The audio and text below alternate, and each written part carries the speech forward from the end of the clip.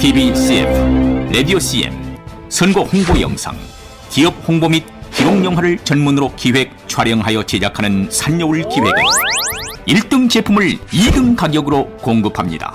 산여울 기획은 1980년부터 쭉 호남 영상예술과 같이 하고 있습니다. 산여울 기획. 안녕하십니까. 교회헌법 바로 알기 49번째 시간입니다. 이 강의는 대한예수교 장로회 합동 측 교단 내의 목사님과 장로님들이 교회 헌법을 바로 알고 준수해서 무질서와 불법이 난무하는 총회 개혁을 이루기를 소망하면서 준비하였습니다.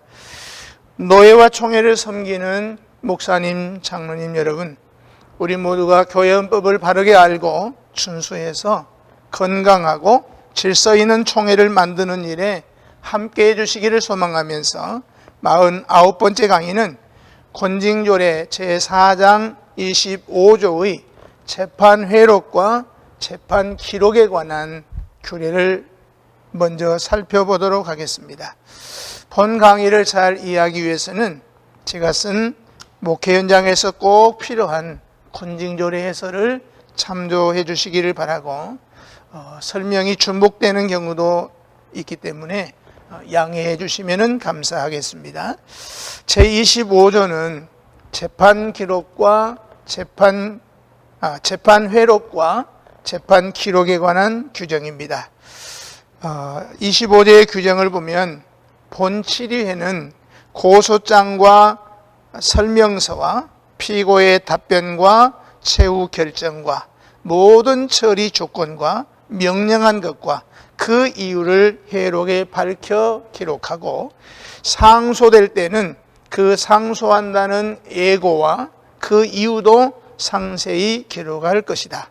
쌍방의 구술과 각항 서류도 수집하여 서기가 서명 날이 나면 완전한 재판 기록이 된다 규정하고 있습니다. 재판의 서기는 재판 회의록을 상세히 기록하고 서명을 해야 합니다. 그리고 최후 결정에 따라서 판결문을 작성할 것입니다. 대개 재판회장이나 재판국장과 서기에게 일임해서 초안을 만들고, 그리고 전체 회의에서 다시 다듬어서 완성하면 될 것입니다.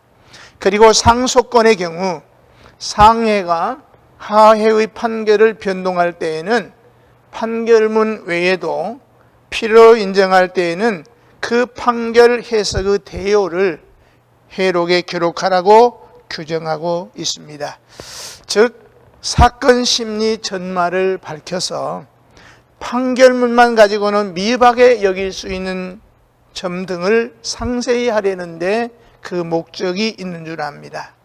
원심이라고 해도 유익하다고 여겨질 때에는 이것도 아울러 재판회장이나 국장과 서기에게 일임해서 작성하는 것이 좋을 것입니다. 그러나 언제든지 상소하게 될 경우를 염두에 두고 간단한 사건을 세밀히 다룬다는 명목으로 복잡하게 처결해서 상소 이유가 될 만한 트집거리가 되지 않도록 명심해야 할 것입니다. 교회 정치문답 조례의 해석을 살펴보면 263문에서 당회 서기의 직무가 무엇이냐에 대해서 답하기를, 재판회의 기록과 각종 소송 관계 서류 및 기타 필요한 참고 서류를 상회에 제출할 수 있도록 준비한다고 해석하고 있고, 264문에서는 당회록은 상세히 기록해야 하느냐 하는 문제에 대해서 당회록은 상세히 기록하되, 특히 재판 사건에 대하여는 증인들의 증언까지 포함해서 아래와 같이 자세히 기록할 것이다. 고소장과 죄증 설명서와 피고의 답변과 최후 결정과 재반 처리권과 명령한 것과 그 이유를 회록에 명기하고, 상소될 때에는 그 상소한다는 예고와 그 이유도 상세히 기록해야 한다. 양방의 구술과 가강서리를 수집하여 서기가 서명 날이 나면 완전한 재판 기록이 된다고 해석하고 있습니다. 다음 제26조에는 원피고의 항의권에 관한 규정입니다. 26조의 규정을 보면은 최상급회를 제한 외에 다른 치리회에서 심리하는 안건에 대하여는 원고 피고가 반항할 수 있고 그 반항하는 것을 회록에 기재할 것이다. 이렇게 규정하고 있습니다. 원피고는 상해 재판국, 총회 재판국을 말합니다. 총회 재판국 외에는 반항권이 있으나 그 반항에 대해서 재판 회록에 기록해야 한다는 것입니다. 소수는 다수에게 복종해야 되는 민주적인 체제 하에서 소수란 억울한 경우가 얼마든지 많이 있습니다. 의로운데도 불의하다는 입장이 될 수 있고 주의 뜻이 분명한데도 그렇지 않다는 판단에 짓눌릴 수밖에 없는 경우도 있습니다.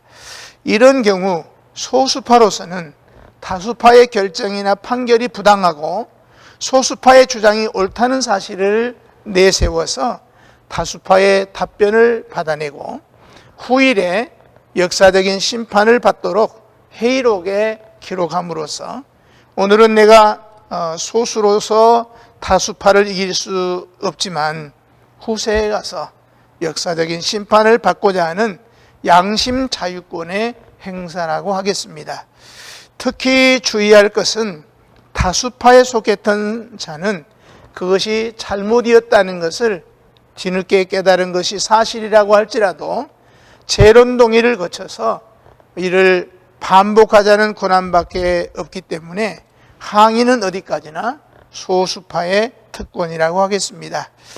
앞에서도 말씀드렸습니다마는 노회 폐해 후의 재판국의 판결은 판결로서 확정이 되지만 국원 아닌 일반 회원들은 노회에서 재판국의 보고를 받을 때 비로소 알게 되는 것이기 때문에 알고알부할 시간은 지났다고 보아야 되는데 이와 같은 노회의 보고함으로 확정되는 것이 아니라 판결로 확정되는 것이 노회가 폐회한 후에 노회 재판국의 판결이기 때문에 그렇습니다. 그러므로 이와 같은 판결에 대해서 굳이 본노회에다가 보고할 필요도 없다는 주장을 펴는 분들이 가끔 있습니다만 그렇게 된다면은 일반 회원들에게는 항의권을 행사할 수 있는 기회마저 박탈당하는 것이기 때문에 옳다고 할 수가 없을 것입니다. 본회의가 재판국에 맡긴 것은 재판 사건이지 회원들의 양심 자유도 박탈하도록 맡긴 것은 아니기 때문입니다. 따라서 일반 회원들의 항의권 행사를 위해서라도 재판국 판결을 본노회에 보고해야 한다고 하겠습니다.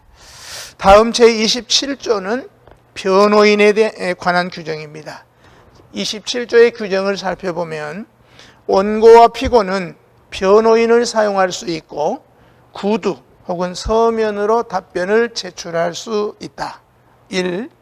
본 장로의 목사 혹 장로 아닌 자를 변호인으로 선정하지 못할 것이요 변호인 된 자는 그 재판의 합의석에 참여하지 못한다.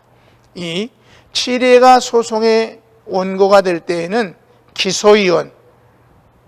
기소위원과 상회에서 선정한 방조위원이 치리회의 변호인이 된다. 단 누구를 물러나고 변호 보수금을 받는 것은 불가하다고 규정합니다.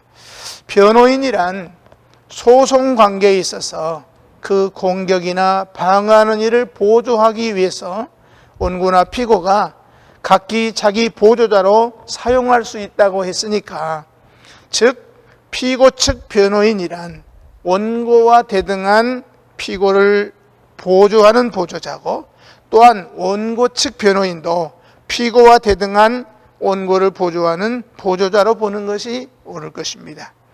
치리회가 변호인을 세우게 함으로 원고나 피고를 보조하게 하려는 것은 원고의 정당한 소송 수행과 피고의 올바른 방어로서 진실무고한 자가 법에 어두워서 억울한 일을 당하는 일이 없도록 하려는 것과 아울러서 피고나 원고가 구두 혹은 서면으로 답변을 제출할 수 있도록 규정하는 것도 역시 동일한 취지라고 할 것입니다.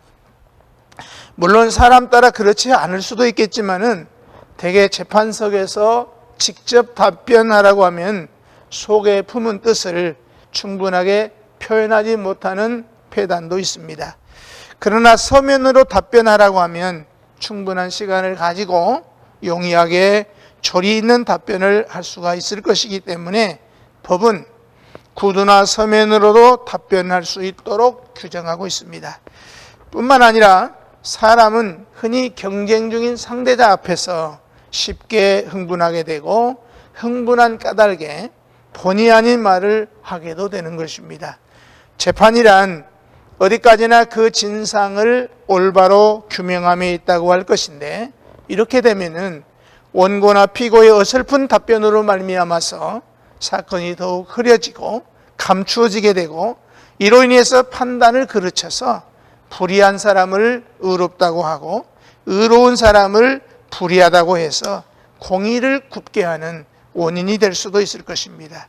그러므로 구두로 답변하든지 서면으로 하든지 답변자의 편리를 따라서 할 것이고, 재판국에서 또 재판회에서 꼭 구두로 하라거나 혹은 서면으로 해야 한다고 할 이유는 없을 것입니다. 가령 서면으로 답변서를 냈다고 하더라도 법에서는 구두 답변을 피한 것이 아니기 때문에 보충적으로 구두 답변을 요구할 수도 있습니다.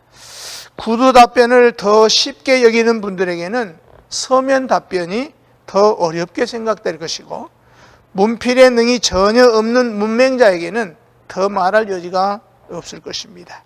그런데 치리회나 재판국에서는 서면 답변만 요구할 수 있으나 구두로 답변하기를 원한다고 하면 서면 답변을 강요하지도 말아야 할 것입니다.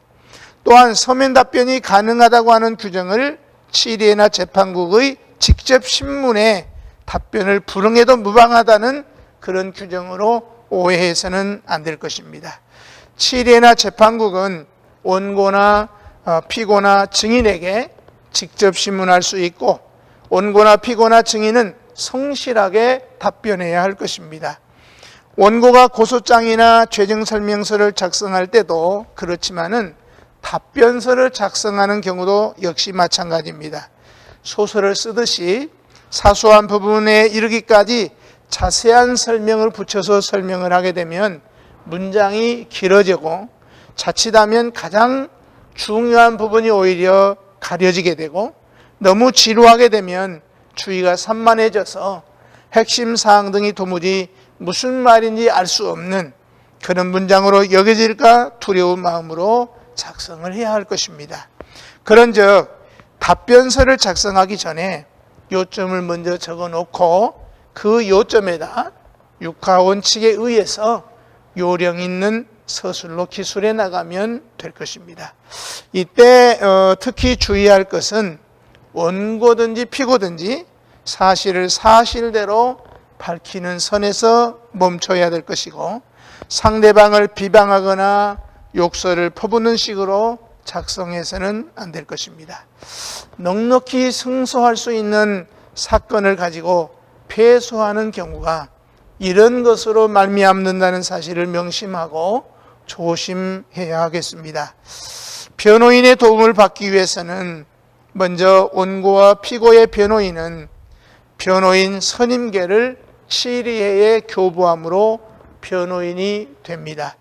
또 변호인의 자격이 본 교단에 소속된 목사 또는 장로라야 한다는 것은 본 교단의 헌법과 전통과 규례를 학습한 자라야 된다고 하는 원리라는 것을 기억해야 할 것입니다. 정치문답조의 219문답에 보면은 피고가 자기를 위하여 변호인을 세울 수 있느냐에 대해서 그 어떠한 교회 재판에도 일반 변호사의 입회와 변론을 허락지 아니하되 피고가 그 치례회에 소속한 목사나 장로를 변호인으로 세울 수 있다. 원심 치례에서 선임한 기소이원은 상소심에서 하급 치례를 위한 변호인이 된다. 네 번째, 변호인은 보수금을 받지 못한다. 그러나 다른 사람을 변호해 주기 위하여 노회와 대회, 총회, 재판국 등에 출석할 시 교통비와 식사비 등 실비는 제공해야 하는데 이는 보수금이 아니기 때문이라고 해석하고 있습니다. 다음 제28조는 회원이나 재판국원의 쟁론과 해결에 관한 규정입니다.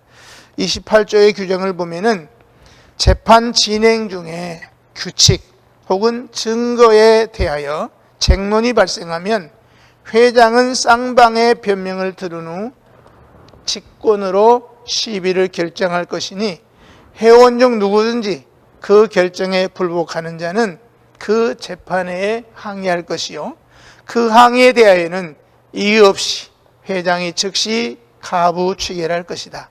이런 결정은 원고 혹은 피고의 지원에 의하여 회록에 기재한다고 규정하고 있습니다. 재판 진행 중에 회의 규칙이나 절차 혹은 증거에 대한 어떤 쟁론이 발생해서 혼란해질 경우에 교회 정치문답조례 613문답 14항 및 장로의 각 치리의 보통회의 규칙 6항의 규정에 따라서 회장에게 우선 설명권이 있고 회장이 기립하여 공포하면 그 해석대로 진행해 나갈 일이지만 불복하는 자가 있으면 회장이 자기 해석을 고집할 것이 아니라 변론 없이 즉시 가부를 물어서 회장 해석의 옳고 그름을 확정해야 할 것입니다. 이상의 내용을 정리를 해보면 재판을 진행하다가 보면은 규칙이나 증거, 능력 유무에 대하여 국원 간의 견해가 다를 수 있습니다. 이때는 회장이나 국장이 직권으로 유권적 해석을 합니다. 그런데 만일 이때 반대 의견이 있어가지고 원고 또는 피고의 요구가 있으면 변함없이 즉시 변론 없이 즉시 가부를 물어서 회장의 해석이 옳고 그름을 확정하고 그 사실을 회록에 기록해야 합니다. 왜냐하면 후일에 이 사실을 이유로 소원할 수 있기 때문입니다. 정치문답조례의 해석은 아래와 같습니다. 613문답에 보면 회장의 직권, 회장의 직권이 어떠하냐에 대해서 회원이 회의 규칙에 대해 말하면 회장이 먼저 설명할 권이 있고 회장이 결정을 공포하면 그 결정대로 시행하되 회원 중 2인 이상이 그 일에 대하여 본회에 항변하면 회장은 변론 없이 가부를 물어서 그 규칙에 대한 회장의 해석의 정오를 결정할 것이라고 해석하고 있습니다. 장로의 각 치리의 보통의 규칙은 다음과 같습니다. 회원 중 회의 규칙에 위반된 줄 알고 규칙에 대하여 질문하는 자가 있으면 회장이 먼저 설명할 권이 있고 회장이 그 규칙에 대하여 공포하면 그 말이 곧 법이 되나 회원 중 2인 이상이 불복하여 항변하면 회장이 회중에 가부를 물어서 결정할 일이라고 해석하고 있습니다. 다음으로 제29조는 재판이나 재판국원 전명에 관한 규정입니다.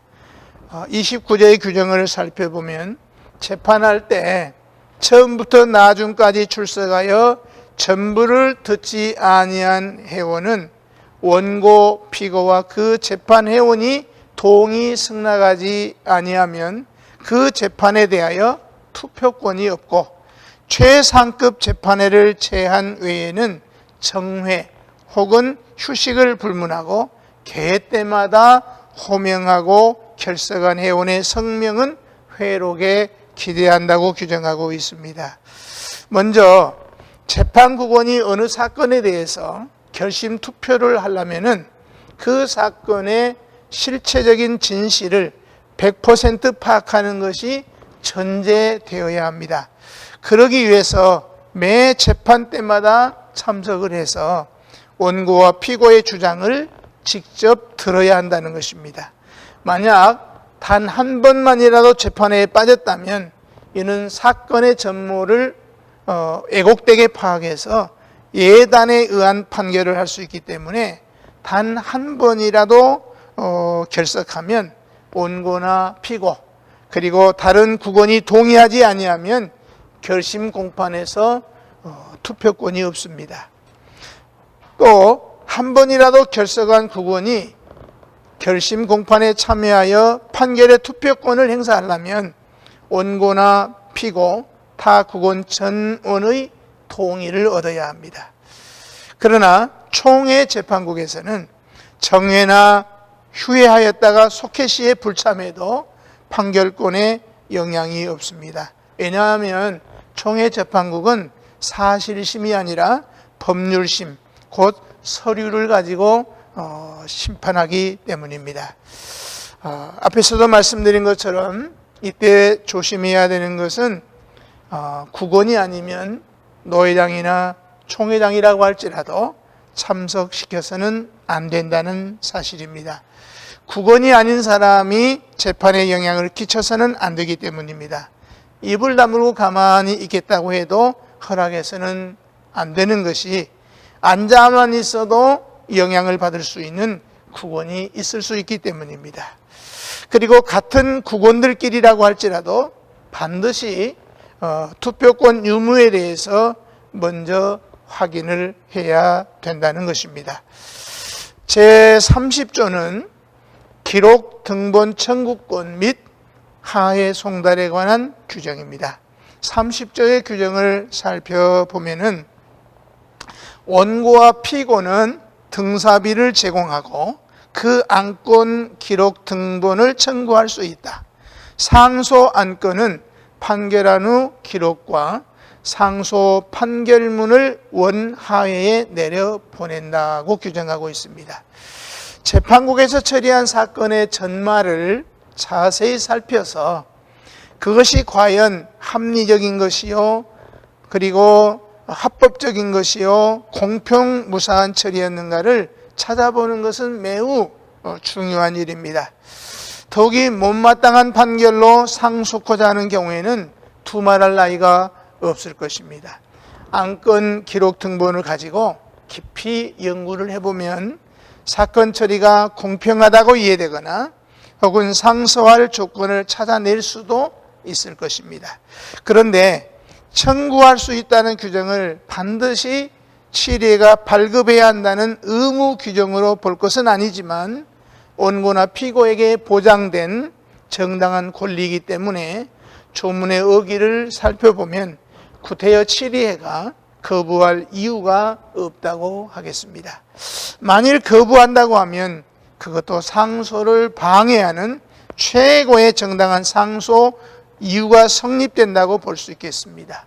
취리회는 공평한 재판을 했다는 것을 알리기 위해서라도 마땅히 발급해 주어야 될 것이고, 청구인이 지불해야 될 등사비는 물론 실비를 말하는 것으로서 재판국 서기가 요청하는 대로 지불하면 될 것입니다.